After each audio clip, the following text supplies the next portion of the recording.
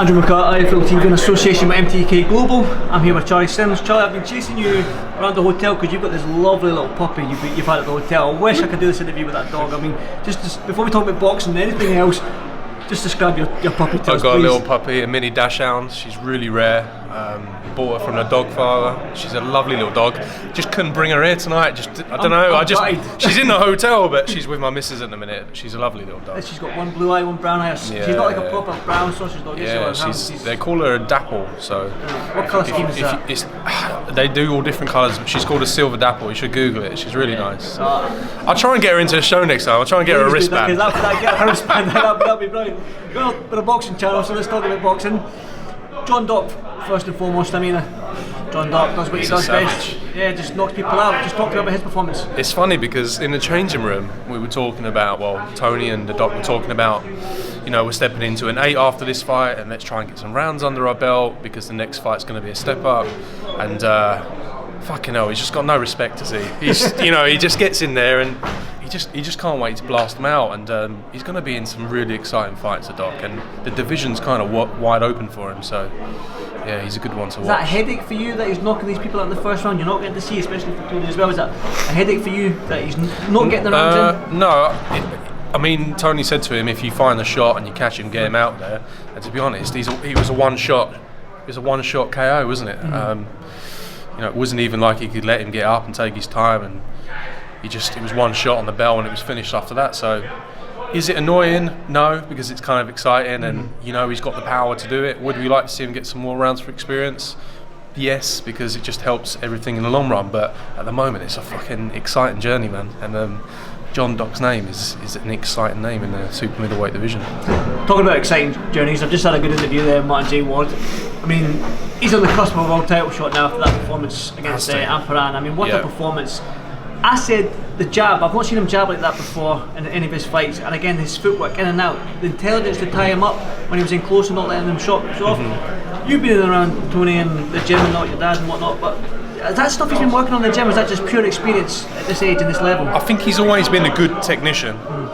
He's always been a great boxer, and I think tonight he proved that when Martin Ward's at his best, he can beat the best in the world, and I think he deserves a world title shot, and he fucking wins one as well. I think he's good enough to win a world title. I've been around Martin a long time. I've known him for a long time. We grew up together. We're the same age. Nothing would mean more to me in the world to get him a world title shot and definitely see him win one. I think the Tennyson fight set him back. It was an annoying setback because we kind of chose the Tennyson fight. Tony really wanted that fight for Martin Ward at the time because we knew that would lead on to a world title, and Tennyson, rightly so, did get a world title shot after that. But I just think Martin stayed in the gym, kept working. He hasn't had the fights that he would have wanted. He's had a few 6-rounders. The Bushiero fight was a good win for him, but that was almost 2 years ago now. So, he's ready to roll, man. He needs to get his world title shot, and I think tonight he proved that he's up there with the best.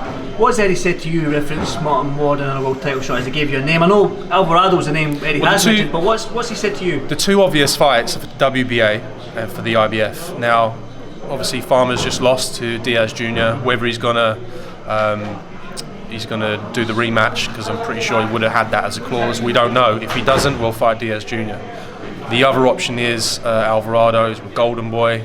Obviously, if whoever fights Canelo, whether it's Billy Joe or Callum Smith, because I've heard they're the two front runners, Alvarado on Cinco De Mayo on the undercard has to be the fight. Sounds surely. Yeah. WBC is a little bit unknown as to what's going on, and WBO, Jamel Herring is supposedly fighting Cole Frampton. So we have to fight really either for the IBF or WBA. Oh, and Cancio, who's got the regulars, just gone to Top Rank, so I'm sure they'll have their own plans there. But Alvarado, Cinco De Mayo, Canelo undercard, and it will either be Diaz Jr. or the winner of that fight, but it means we're going to have to wait.